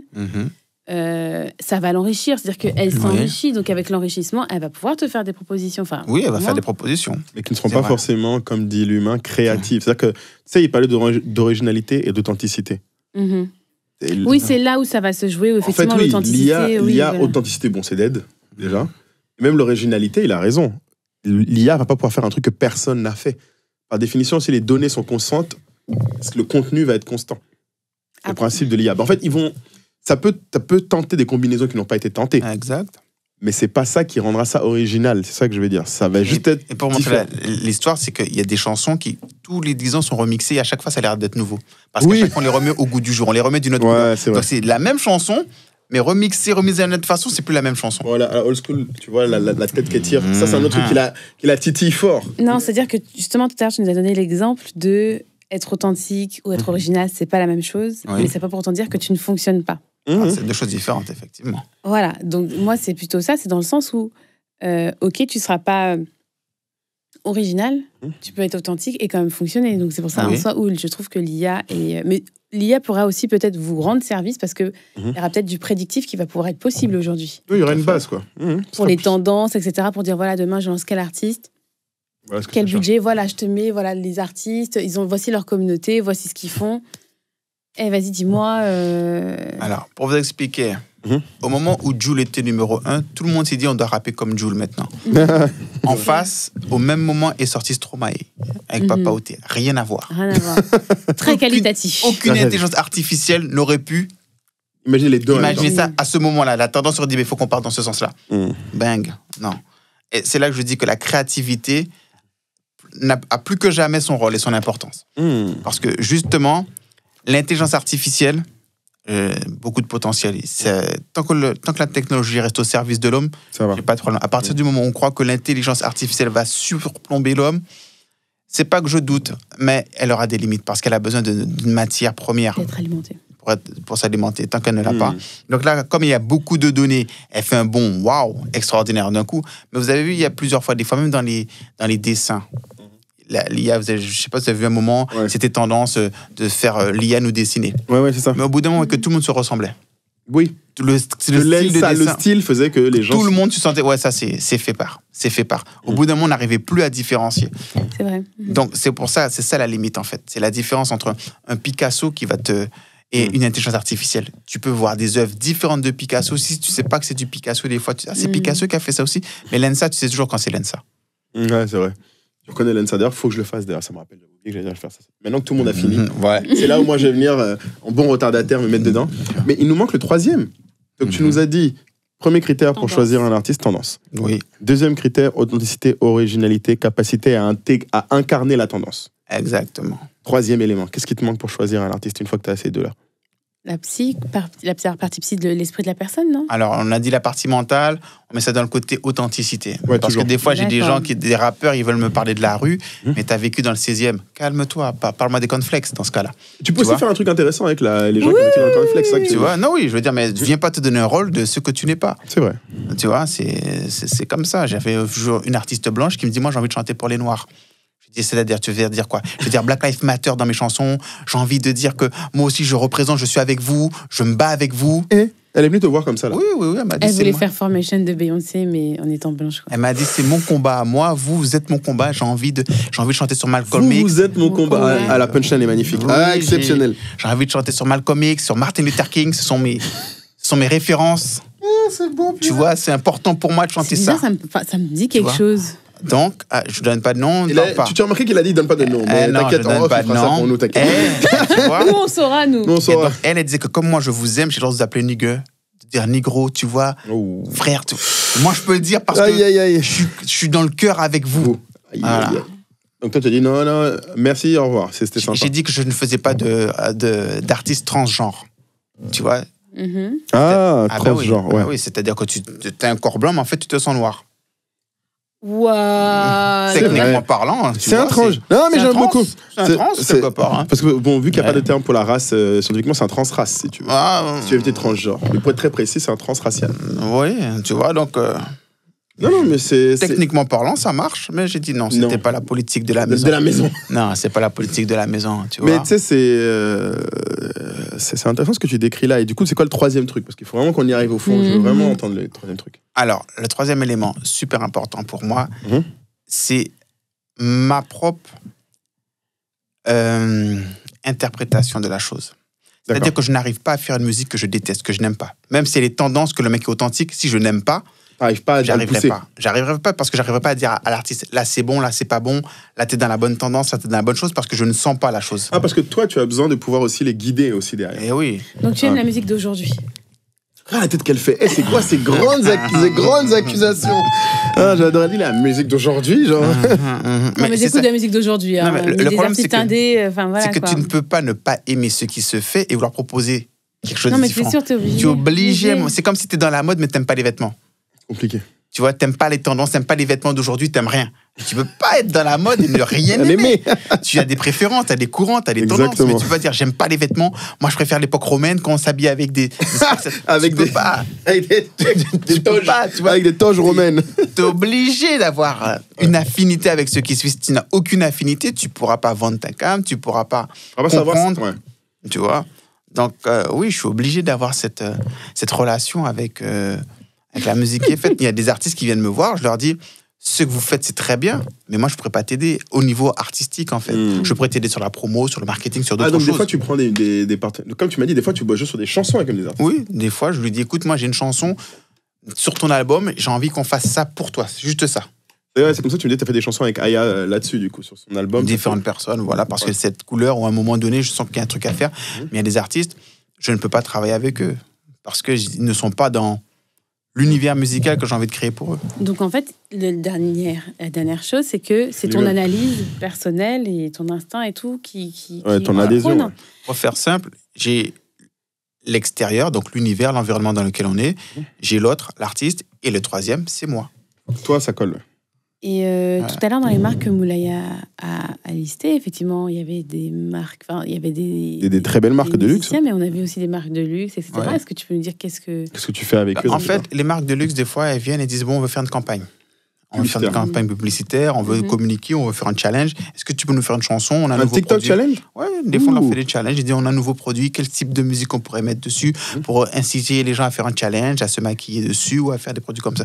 Donc on leur fait une musique en fonction de la couleur du produit qu'ils aimeraient vendre ou sur lequel ils veulent communiquer. Ou la cible des fois aussi ou... Ah oui, parce que ils peuvent venir nous dire, nous, on a envie de toucher les filles de 13-18 ans, qu'est-ce qu'elles aimeraient bien, comme style musical, voilà. Okay. C'est intéressant. Et toi, du coup, t'as jamais ce truc, du coup, parce que c'est dommage, tu fais tellement de trucs hyper intéressants, t'as jamais des fois envie de mettre ton nom au début, genre Wance Media, un truc. Non, mais je sais pas, parce que j'ai l'impression qu'il y a quand même ce truc, il y a certains producteurs qui, au bout d'un moment, la légitimité qu'on sache que c'est. Toi, t'as jamais ce truc-là à un moment? En fait, moi, j'étais un petit peu... Avant, j'étais très, très naïf. Ah, ok. Ouais. C'est-à-dire que moi, je me disais, le bon travail parle pour toi. T'as pas besoin de parler. C'est vrai. Tu vois? C'est ce qu'on dit en théorie. C'est ce que je me disais. Mais en théorie, c'est faux. Dans la musique, c'est pas le cas ou tu dirais que c'est partout? Dans le business, dans tout, c'est pas le cas. Ça, c'est une phrase qu'on dit pour t'éliminer. Si tu crois ça, c'est que tu t'es fait attraper. Ah, intéressant. Ah oui, c'est faux. Le bon travail parle pour toi, c'est complètement faux. Mon Dieu, c'est un mythe qui s'écroule là. Non, mais tranquille. Mais c'est important. Mais ce que je veux dire, c'est que du coup, oui. Donc toi, maintenant, ça fait partie intégrante du bon travail, qu'on sache que c'est toi. Donc maintenant, je communique plus, là je parle en termes de branding, je communique plus sur les activités que nous faisons, les choses que nous faisons, alors qu'avant je ne communiquais pas du tout dessus. Mais je me suis rendu compte, un jour, comment je me suis rendu compte de cela? Un jour, un mec vient me voir et dit, Mathieu, j'ai rencontré un gars extraordinaire. J'ai dit, ah ouais, il a fait du droit français anglo-américain. Ah ouais, dans quelle fac? C'est peut-être la mienne. Il me dit, dans la même fac que moi. Je dis, waouh, c'est cool. Non, ça me dit rien. Il a fait quoi d'autre? Mais le mec, il a également été aux États-Unis. Waouh, comme moi. Oh, et le mec, il a travaillé chez Warner. Waouh, comme moi. Et le mec, il a travaillé sur les mêmes artistes que moi. Ah, j'ai dit, là, c'est impossible que je ne me connaisse pas. Là, c'est tous les artistes. Là. Il m'a dit, ouais. J'ai dit, viens, on va voir le mec. Je viens, je m'assois. Je vois un gars que j'ai croisé il y a 2 ans devant moi. Et il me dit, ah, grand frère, tu te rappelles, tu étais venu, tu m'as parlé de ton histoire et tout. J'ai trouvé ton histoire tellement extraordinaire que je l'ai prise pour moi et que maintenant, je fais croire que je suis toi. Non, c'est pas possible, t'es pas vrai. Possible, non, Mathieu, attention. Mathieu, tu racontes des trucs incroyables, Seigneur. Attention. Et le gars se faisait plus d'argent que moi avec mon CV. C'est pas possible. À partir de ce moment-là, je dis merci pour la leçon, mon ami. Comment tu faisais plus d'argent que toi avec ton CV? Il allait blaguer les gens, il disait ouais, j'ai fait ça, j'étais aux États-Unis, j'ai fait ci, j'ai fait ça. Genre, tu peux t'occuper de mon projet, tu peux tiens un billet, bang, bang, bang. Le gars était mieux payé que moi-même avec mon propre CV. Qu'il payait les artistes, le payait plus. Les artistes, les producteurs, les gens qui venaient le voir. Ça, c'est un autre problème. Ouais. Comment ça marche dans votre monde pour savoir à qui se fier, avec qui travailler? Ah ben c'est pour ça que maintenant je communique. Avant je communiquais pas, je me disais non, c'est bon. Avant je me disais, tu vois, la lumière ne fait pas de bruit. C'est-à-dire quand la lumière elle vient, elle ne fait pas de bruit. Tu vois encore toujours très poétique. La lumière ne fait pas de bruit. Et oui, malheureusement on est dans un monde d'aveugles. Donc quand tu brilles, mon ami, shots fired. Quand tu brilles dans un monde d'aveugles, je t'ai dit, il est fantastique, purée. Il est fantastique, que des punchlines. Et puis il te les sort genre ni vu ni connu. T'avais déjà même oublié, tu vois. Mais ça fait mal. Il faut faire du bruit parce qu'on est dans un monde d'aveugles et la lumière ne se voit pas. Ah oui, la lumière ne fait pas de bruit. Franchement, bravo. Non, mais c'est... Vous êtes les mieux placés pour le savoir. Vous croisez des talents exceptionnels tous les jours, mais personne ne le sait. C'est vrai. Des gens, tu te dis, mais pourquoi ces personnes n'en est que là? Pourquoi elle n'est pas à ce niveau-là, à ce niveau-là?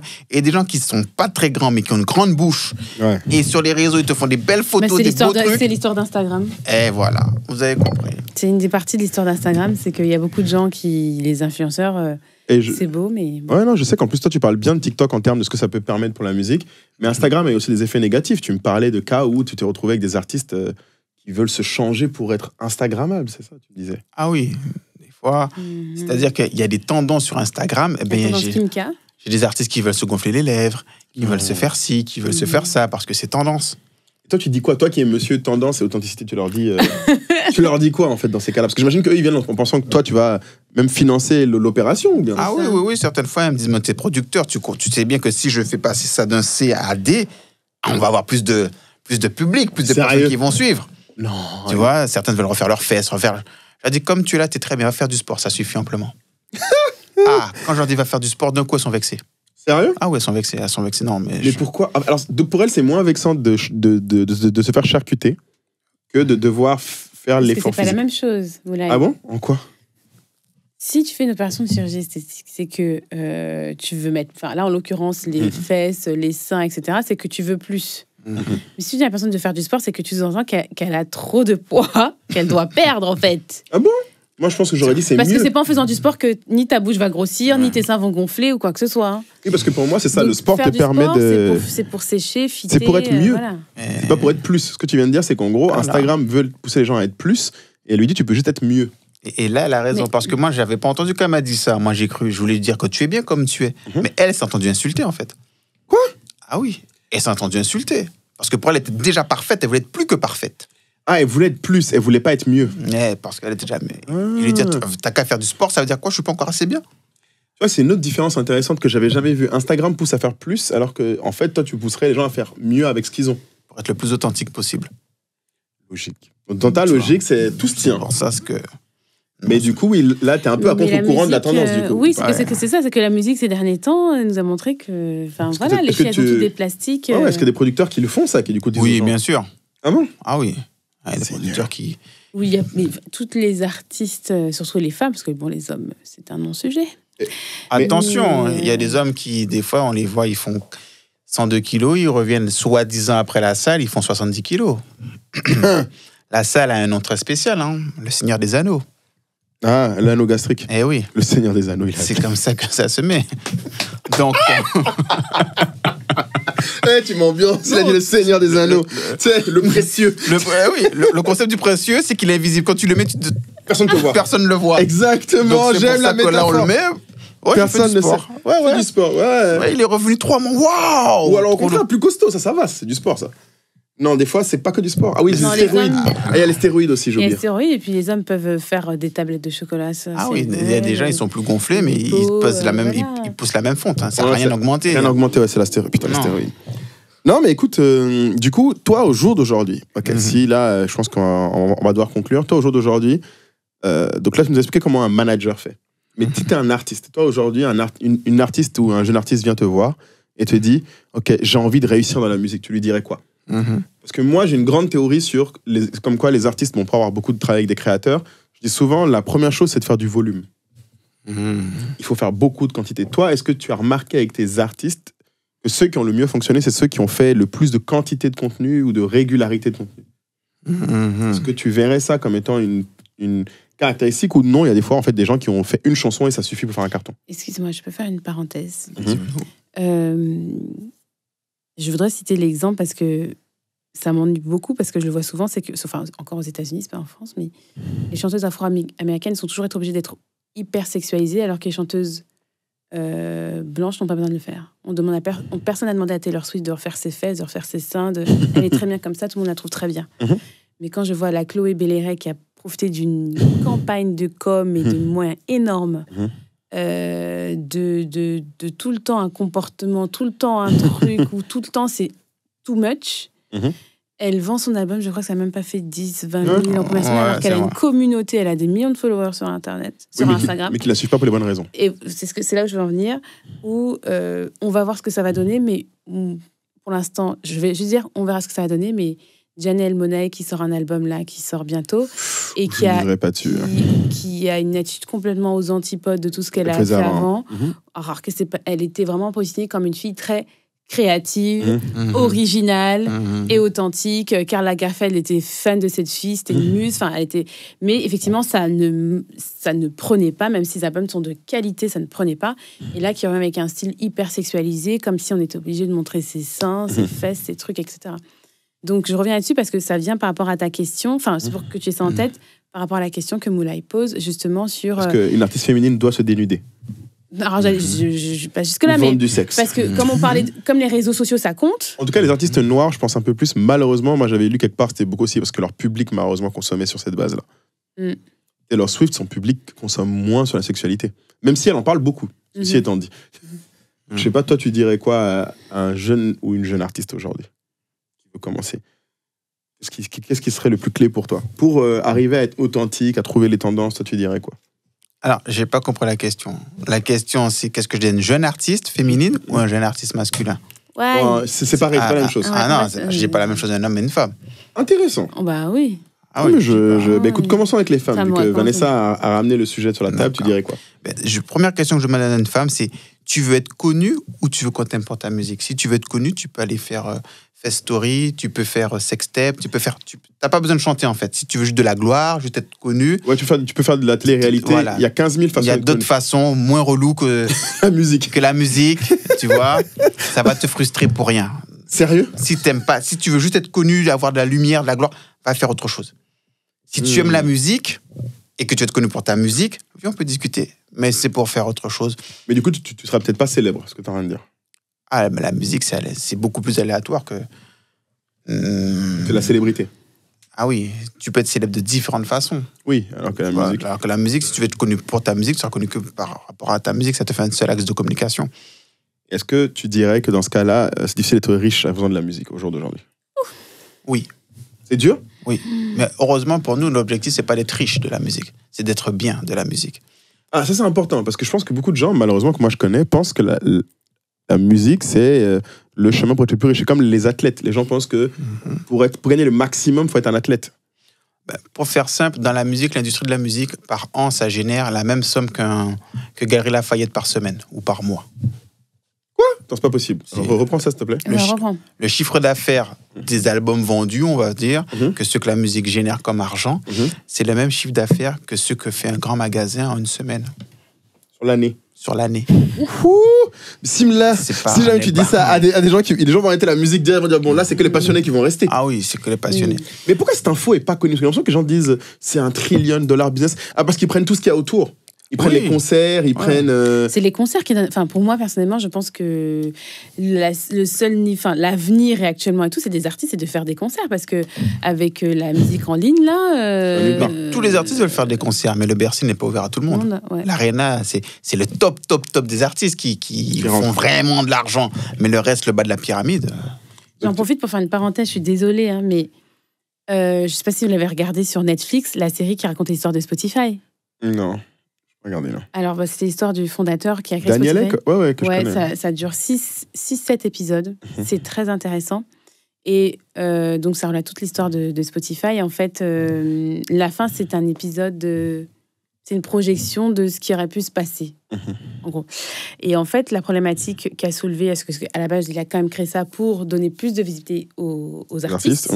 Et ce qui se passe aujourd'hui, c'est que ce sont des plateformes qui poussent plus les artistes existants qui ont des grosses communautés que les petits artistes qui, au final, ne sont plus aussi bien rémunérés pour leur musique.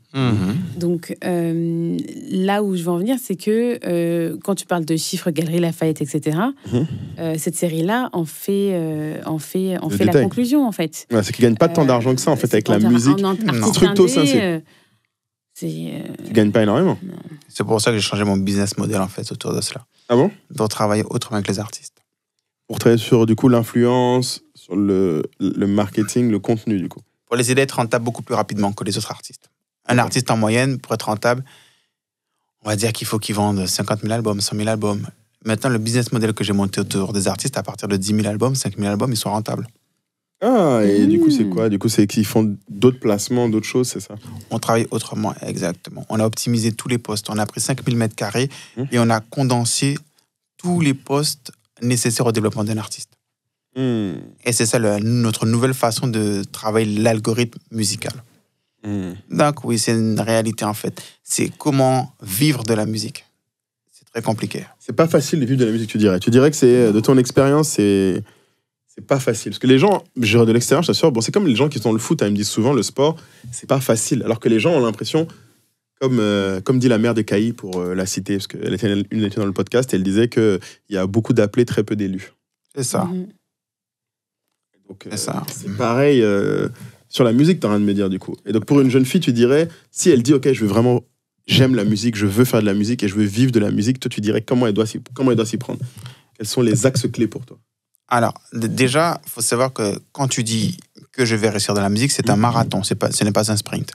Donc, intéressant. Donc, il faut être conscient que tu ne vas pas percer dans 6 mois, 1 an, 2 ans, 3 ans. Donc, tu dirais combien de temps? 5-10 ans? Ça peut être 2 jours comme 20 ans, en vrai. Non, lui, il dit que c'est un marathon, donc il dit que c'est pas 2 jours. C'est rarement 2 jours. Oui. C'est rarement 2 jours. Je veux dire, par exemple, vous voyez, en France, on a une émission qui s'appelle The Voice, Star Academy. Ça fait combien de stars, tout ça? Pas tant que ça, parce qu'il y en a que... Je pense qu'aujourd'hui, ces émissions-là sont devenues des divertissements pour écouter de la musique, mais ne sont pas une écurie d'artistes à succès, en fait. Et je trouve dommage parce qu'il y en a beaucoup qui, après, font rien. À la limite... Même les gagnants. Même les gagnants, à la limite, je vais encore faire ma vieille. Bien sûr, la vieille. Je préfère encore les émissions de Jean-Pierre Foucault, les artistes passaient les uns derrière les autres et chanter leurs chansons à succès. Taratata. Ou Taratata, enfin voilà. Moi, j'aime Taratata, MTV Unplugged, les AOL Sessions. Et c'est étrangement toutes les choses qui ne se font plus. Tiny Desk. Ça ne se fait plus? Si, tout ça est remplacé par Tiny Desk. Non, là maintenant, on est sur YouTube. Oui, mais en télé, ça faisait pas d'audimat suffisant. Plus quelque chose marche, plus on le met à la télé. Si on le retire de la télé, c'est qu'il n'y a pas d'audimat, il n'y a pas le public. Ça a été remplacé par les émissions type The Voice, etc., où on fait passer les artistes entre deux, où on donne un peu de visibilité à des artistes connus, mais entre-temps, il y a le concours que les gens aiment regarder parce qu'ils trouvent ça passionnant. Parce que toi, tu n'es plus la cible, comme tu viens de comprendre. Je ne suis plus la cible. Je comprends. Mais quand on regarde The Voice, les gens, ils aiment les chanteurs, les gens qui chantent dedans, ou ils aiment le côté Koh-Lanta, il ne va rester plus qu'un? Ils aiment ça. Ils aiment, la compétition. Ils aiment la compétition comparée qui est meilleure. C'est les réalités. C'est pas la musique qu'ils sont en train d'apprécier. Ils sont en train de voir la tête de qui va tomber ce soir. C'est du sang qu'ils demandent. Or, c'est pas du sang. On appelle ça du divertissement. C'est du sang. C'est comme l'émission que je trouve très drôle. J'oublie le nom, où les gens sont déguisés, ils chantent. Masked Singer. Masked Singer. C'est la même chose. C'est des petites surprises. Oui, c'est du divertissement. Donnez-nous du pain et des jeux. Voilà. Ouais, la Rome ancienne, là, on est de retour. Les gladiateurs, tu vois. C'est des gladiateurs. C'est des gladiateurs étant modernes. Oui, c'est ça. Alors, envoyez un si vous voulez qu'il meure. Pousse vers le bas, exactement. C'est tout, on envoie ça par texto maintenant. Mais ça reste. Ça reste des gladiateurs. Non, mais c'est pas la musique que les gens sont en train d'apprécier. J'ai senti la métaphore venir cette fois. Je l'ai senti, mais elle était évidente celle-là. C'est même plus une métaphore, c'est une réalité qui existe depuis des années. Elle était grosse celle-là. Et on peut pas la louper. Mais du coup, tu dirais donc marathon. Parce que moi, par exemple, effectivement, même. Mon ex-femme était artiste et effectivement, et l'une des premières choses que moi je lui avais dit, j'ai dit, mais statistiquement, quand je regarde, je connais pas le métier, je connais aucun artiste qui a percé en moins de 5 ans. C'est-à-dire que tous ceux qu'elle a regardés comme des modèles, même des indépendants, tu sais, tu parles de gens qui ont fait 10 ans avec une musique par semaine. À un moment, je lui ai dit, regarde les gens que tu regardes aujourd'hui, tu vois leur rythme de production aujourd'hui, c'est pas le rythme de production qu'ils ont eu au départ. Quand tu dis c'est un marathon, les gens se rendent pas compte de la vitesse à laquelle on court pendant un marathon. On marche pas pendant un marathon. Donc il y a un rythme aussi. Je pense que quand tu dis que ça dure longtemps, toi tu dirais il faut compter combien d'années en moyenne? Alors on dit que la musique c'est un sport de riches. Parce que tu sais tu vas décaisser, mais tu sais pas quand est-ce que ça va revenir. Ah, donc il faut être riche pour faire de la musique, tu dirais? Donc quand tu n'es pas riche, il faut de la patience. Et les artistes, et la patience, c'est compliqué. Ça va pas trop, non. C'est pas trop leur... Tu vois, parce que l'artiste va dire, ok, moi il n'y a pas de problème, je vais sortir beaucoup de titres, mais il faut que je fasse un clip chaque semaine aussi. Un clip, c'est possible, non? Et surtout, c'est qu'après, une fois que tu es arrivé en haut de la montagne, il faut pouvoir y rester. Ça, c'est un autre combat. Ça, on a compris le tube. Et le combat de... Moi, chaque fois que je vois un artiste qui dit « je fais une pause pour X raison et qui veut revenir après », à chaque fois, 2 cas sur 3, c'est dur. Même Stromae que tu as cité, le retour a été très difficile et poussif. Et là, il souffre. Le monde ne t'attend pas. Dans la musique, oui. Ça n'existe pas, Fanta qui dit j'ai arrêté de faire du Fanta pendant 1 an, je vais faire une pause, je reviens plus tard. Sur tous les marchés, il faut être agressif, il faut que tu sois présent. Ouais, genre Coca, oui, parce que là, on est dans le monde de l'attention. Mais Jules, c'est comme ça, tous les 6 mois, il sort quelque chose. Oui, il lâche rien. C'est pour ça que ça fait des ans qu'il est là, tous les 6 mois. Nino, ils enchaînent, les mecs. Ils n'ont pas le temps de dire je fais une pause, mon ami, pendant que le vent est dans mon sens, laisse-moi relancer les dés. Donc tu dirais que même en disant quelqu'un d'être patient sur le long terme, on est d'accord que toi, tu dirais il y a un rythme. Quel est le rythme minimum que tu donnerais à un artiste aujourd'hui en termes de créativité, en termes de mettre quelque chose sur le marché? Parce que j'ai peur que beaucoup d'artistes, en tout cas moi que j'ai croisé, ils font beaucoup de choses qu'ils ne postent jamais, qu'ils ne publient jamais. Ils créent énormément, mais ils ne vendent pas. Alors là, il y a 2 choses à prendre en considération. Un artiste, souvent, se considère aussi impactant que son dernier flop. Pardon? C'est quoi que son dernier flop? Sérieux? C'est-à-dire que quand il va sortir un titre et qu'il va voir qu'il a fait 100 vues, il va dire je suis un artiste nul parce que j'ai fait 100 vues. C'est ça qui le définit. Donc la fois d'après, il dit je ne veux pas sortir parce que je vais dire regarde, il sort des trucs, il ne fait pas beaucoup de vues, il n'y a pas beaucoup de buzz, donc il est flingué, donc il est nul. C'est pas le tube qui te définit? Non. Avant que ça soit un tube, il faut déjà que... Donc, quand on sort 10-15 et qu'il n'y a pas d'impact, eh ben, autour de toi, on commence à dire... Laisse tomber, mon ami. C'est chaud. On te regarde avec les yeux, oh, pauvre petit chat malade. Oh, sérieux? Il faut mettre en place des stratégies. Oui. Par exemple, Chris Brown, sur son album, je ne sais plus comment il s'appelle, celui avec le fond violet, il y avait au moins... Enfin, il fait des albums avec beaucoup de chansons maintenant. Ouais. Beaucoup de chansons pour avoir le maximum de chances de pouvoir les placer dans le Billboard et être assez bien placé. Avec l'album monte. Mais alors que s'il misait vraiment sur la qualité... Il avait fait un album avant qu'il n'y avait que 8 chansons, voire 10. Ça suffit c'est pas. Très bien. Voilà, mais tu choisis ce qu'il y a de meilleur. Mais maintenant, ils en font ils sont beaucoup comme ça à faire des choses comme ça. Des albums à rallonge. Et des musiques de plus en plus courtes, j'ai découvert aussi. Et des musiques de plus en plus courtes. Parce que il faut des écoutes. Il faut des écoutes. Et puis, c'est bon pour TikTok aussi. Donc tu dirais, c'est quoi le volume? Parce que moi, j'essaye de donner quelque chose d'utilisable pour les gens et idéalement d'applicable. C'est-à-dire que moi, par exemple, mes artistes sur Africrea, je leur dis, ils me demandent les stats. D'après mes stats, moi, je leur ai dit, si je regarde les gens qui vendent, qui me réussissent à continuer à vendre, ils doivent poster au moins 3 nouveaux produits par mois. Ça fait quasiment un nouveau produit par semaine. Ça, c'est le rythme pour tenir. Parce que tu penses, moi, j'ai l'impression, de ce que je vois de l'extérieur, qu'en musique, ça prend la même chose. Alors, je vais te prendre 2 cas différents. Adèle, elle sort 12 titres par album, une fois tous les 2 ans. Ouais, non, mais t'as dit qu'elle était pas... En plus, elle l'a dit dans une émission il n'y a pas longtemps qu'elle n'est pas là pour faire de la musique pour TikTok. Tandis que Jules va te faire de la musique tous les 6 mois. Tandis que Gims va te faire la musique, un album tous les 18 mois. Les PNL, eux, ils vont te faire des pauses d'1 année. Ouais. Tu vois, chaque originalité, authenticité ne se travaille pas de la même façon. Donc, je ne peux pas venir avec une équation, ça dépend du style musical, de ce que tu fais, de l'angle que tu veux avoir. Donc, sortir beaucoup, mais c'est pas dans ton originalité ou dans ton authenticité, c'est pas intéressant. Tu vas en fait plus te flinguer qu'autre chose. D'accord. Donc, quand tu es dans le rap, on est dans l'école du freestyle. Habituellement, tu peux sortir beaucoup de choses, mais quand tu es dans d'autres styles musicaux, c'est pas forcément pertinent de sortir beaucoup. Ah, donc le style musical aussi détermine la fréquence. Parce que moi, j'aime beaucoup le rap, effectivement. Donc en fait, il faut demander conseil à Mathieu Vance lors d'une consultation pour savoir en fonction de ton cas, pour qu'il puisse te faire tu fais ça, des consultations un conseil pour personnalisé sur mesure. Les braves artistes qui t'écrivent ou LinkedIn, Instagram. C'est vrai, je l'ai fait pour les artistes, pour les producteurs. Donc en général, je dis tout de suite, un artiste qui vient, il n'a pas de producteur, il n'a pas de manager, je dis mon ami, c'est compliqué. Sérieux? Pourquoi? Parce que tu peux donner le manager de quelqu'un, toi, du coup. Tu peux plus. Si, je peux donner un manager de quelqu'un, mais quand un artiste vient me voir, qu'il n'a même pas un manager, sachant qu'un manager, c'est le premier qui croit en toi, c'est-à-dire que tu n'as même pas encore trouvé dans ton entourage une personne qui croit suffisamment en toi pour dire je vais être ton manager ou je vais t'accompagner ou... Ah, tu dirais ça, c'est intéressant. Toi, c'est l'équipe que tu dirais d'abord. Eh oui, si tu me dis... Il faut un manager, première chose. Faut quelqu'un autour de toi, s'il n'y a même pas encore une personne dans ton entourage qui dit... croit en toi. C'est terrible, ça, ce que tu dis. C'est-à-dire que même si la personne est nulle, il faut au moins une personne qui te croit en toi. Oui. Faire un toi, tu dirais, même un manager qui, en fait, était comme de l'entourage, là, Vincent Chase, son pote, il faisait vendre des pizzas avant. Oui. Donc, tu dis, il vaut mieux avoir un Eric que personne. Il faut quelqu'un. Si tu n'as pas réussi à convaincre une personne de ton talent... C'est-à-dire que la personne, du coup, doit bosser à plein temps avec toi, ou elle peut faire autre chose à côté et juste être ton manager de temps en temps? De temps en temps. Il faut que tu aies au moins une personne qui te gère. Donc, exactement. Parce que moi, je ne vais pas t'appeler tous les matins, savoir tu t'es levé. Non. Je m'occupe pas du day-to-day. Ah, parce que le manager doit aussi s'assurer que tous les jours, tu taffes. Ça dépend du style d'artiste que tu es. Il y a des artistes qui ont besoin de beaucoup d'encouragement. Donc, il faut qu'on l'appelle le matin. Tu t'es levé, tu as mangé, tu es bien. Il y a des artistes qui se gèrent, mais d'autres qui ne se gèrent pas du tout. Donc, ça dépend déjà. Donc, je te dirais que le premier critère pour toi, c'est même pas le nombre de followers, le nombre de trucs, c'est vraiment l'équipe. Numéro 1 et numéro Ça, c'est le numéro 2, en fait. La première chose que je regarde, c'est est-ce que l'artiste a déjà investi sur lui. Un mec qui vient, qui n'a pas un son à me faire écouter, il a du Jordan, le dernier iPhone, il n'a jamais pu se payer une séance studio pour enregistrer sa voix. Ouh, c'est possible ça, oui, c'est vrai. Et je lui dis, mon gars, même si t'as un iPhone, mais que t'as pas de son dehors sur Spotify, tu calcules pas. Mais non, t'as de quoi payer pour faire le beau gosse, mais t'as pas réussi à investir sur toi-même. C'est pas moi qui vais mettre un centime sur toi. Surtout qu'on parle de coûts et d'accessibilité qui sont beaucoup plus facilités aujourd'hui qu'avant. Très intéressant, je l'avais pas vu venir celle-là. Effectivement, t'as des gens qui investissent pas sur eux, mais qui veulent qu'on investisse sur eux. Oui.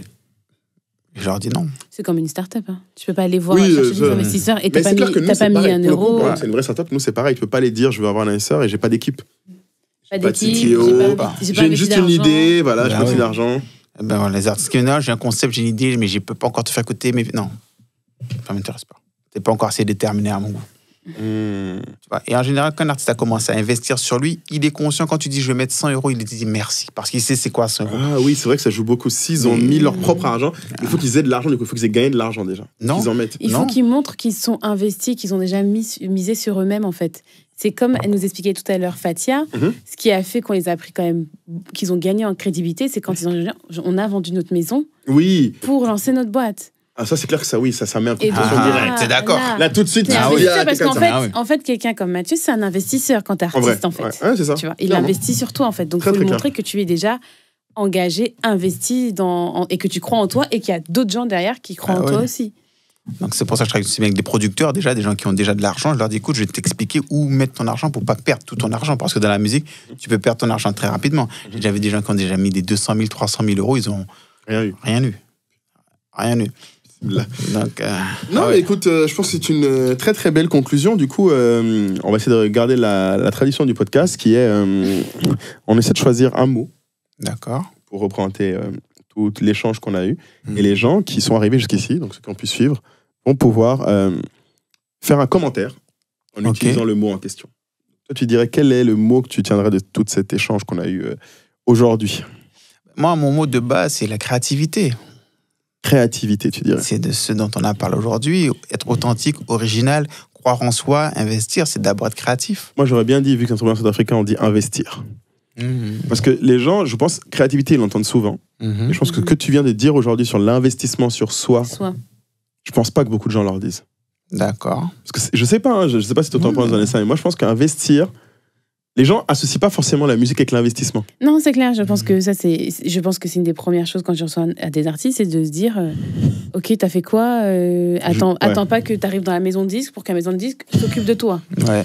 Gère-toi, crée déjà ton identité de marque, crée déjà ton univers, et ensuite tu peux arriver en ayant un pitch deck qui présente ton univers, les titres, ce que tu as fait, où t'en es, tout ce que tu as déjà parcouru. En fait, en vrai, c'est ça. En fait, c'est ça qu'il faudrait dire en fait aux artistes. C'est ça qu'il faudrait qu'on dise en conclusion. C'est que vous soyez artiste, vous devez vous positionner comme un entrepreneur qui a une start-up. Sa start-up, c'est sa musique. Et de voir comment, justement, la développer sur le marché qu'on souhaite toucher. Enfin bref, j'ai pris l'angle... Amen. J'aime beaucoup. Non, je valide. T'achètes 1000%. Bon, écoutez, merci de nous avoir suivis jusque-là. Donc, investir est le mot-clé de cet épisode. Et donc, n'hésitez pas à retrouver Mathieu Vance, Vanessa Ronel. Très bien. À très bientôt. À très vite. Merci. Ciao. Merci à vous.